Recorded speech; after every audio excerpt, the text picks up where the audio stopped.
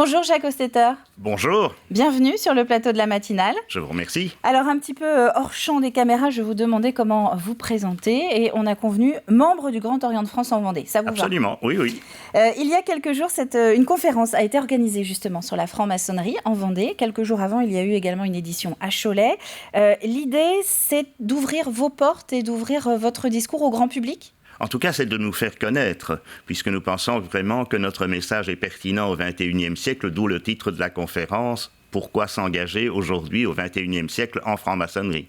C'est une très bonne introduction. On va peut-être rappeler justement sur quoi vous travaillez. Vos sujets sont les sujets de réflexion du XXIe siècle. On va parler bioéthique, on va parler développement durable, c'est ça ? Oui, absolument. Nous avons en fait une grande liberté de parole et bien que ce soit une association qui est philosophique, philanthropique et progressive entraîne déjà le fait que nous nous intéressons à toutes les questions contemporaines. Donc c'est un foyer où nous avons l'espace de réflexion sans avoir été jugés au préalable certainement, mais même nous avons cette grande liberté de parole qui permet à chacun d'exprimer sa propre opinion, ses propres pensées, et donc nous l'espérons en tout cas de faire progresser aussi l'ensemble de l'humanité puisque nous visons loin.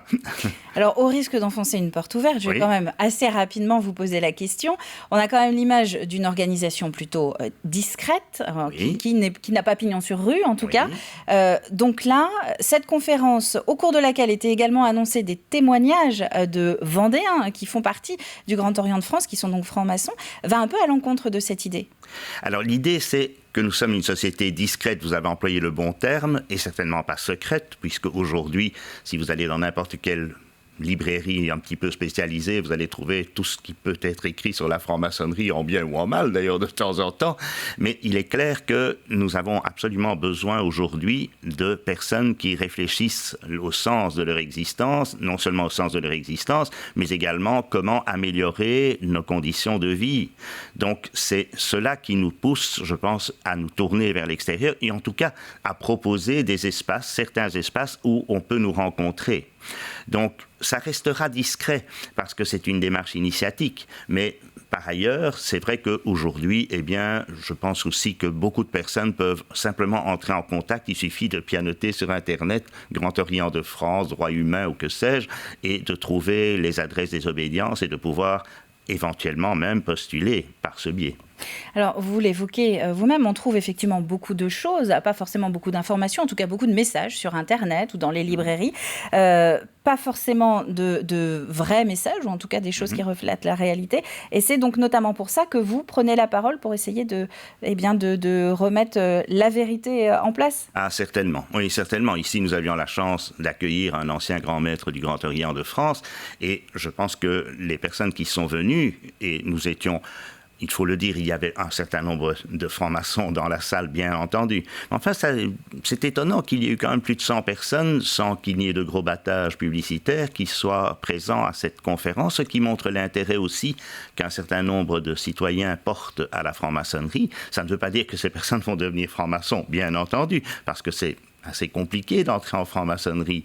Mais par ailleurs, en tout cas, ça leur donne une image de la franc-maçonnerie qui est loin de celle parfois un peu parodique, les conflits qu'il peut y avoir parfois au niveau de personnes qui pensent que l'on a une influence politique ou autre, ce qui n'est pas exact. Nous avons des individus qui, eux, peuvent évoluer au sein de la société, mais il n'y a jamais de prise de position claire sur un sujet, par exemple, politique ou religieux au niveau de la franc-maçonnerie. Très bonne transition, j'allais vous faire réagir justement, vous avez peut-être vu dans le journal, nous parlons de cette fameuse statue Saint-Michel au Sable d'Olonne, espace public devant une église. Est-ce que c'est justement un sujet sur lequel vous pourriez être amené à réfléchir ? Bien sûr, nous sommes partisans de la laïcité. C'est clair et net dans notre discours, dans notre façon de procéder.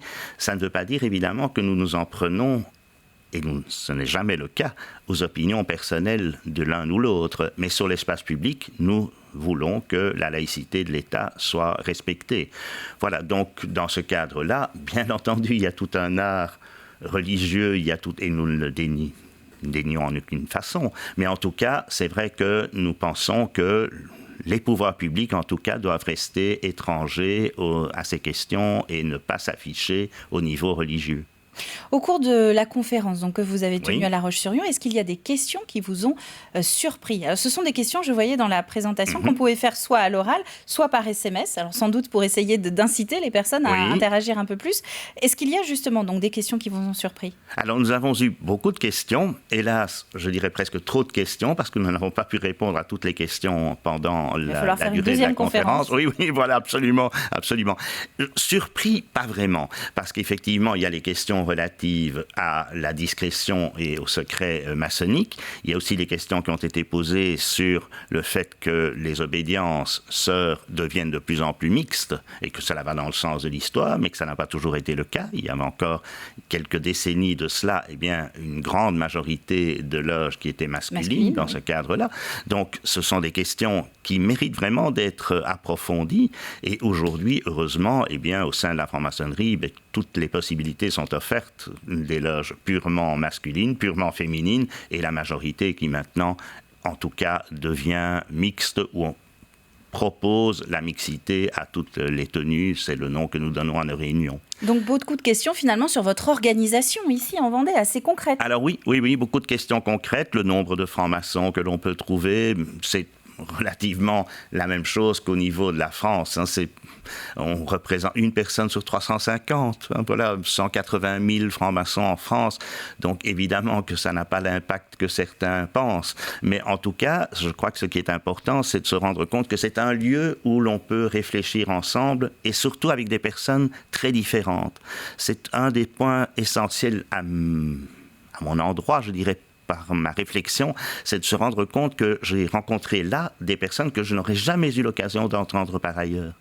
Je lisais une cinquantaine justement de francs-maçons sur La Roche-sur-Yon. La Roche-sur-Yon, c'est pas la Vendée. Est-ce que vous êtes un peu plus au niveau du département? Nous sommes plus que cela, oui, nous sommes plus que cela. Je dirais que rien qu'à La Roche-sur-Yon, nous sommes déjà quand même plusieurs loges. Alors évidemment, il faut distinguer une chose. Il y a le Grand Orient de France. Et là, nous sommes effectivement une cinquantaine, mais il y a d'autres obédiences avec lesquelles nous collaborons, le droit humain notamment, qui est une loge mixte, et puis la Grande Loge nationale, etc. Donc il y a quand même plusieurs obédiences, oui. Jacques Hostetter, merci d'être venu sur le plateau de la matinale. On a encore plein de choses à dire. On aura sans doute une autre invitation pour poursuivre.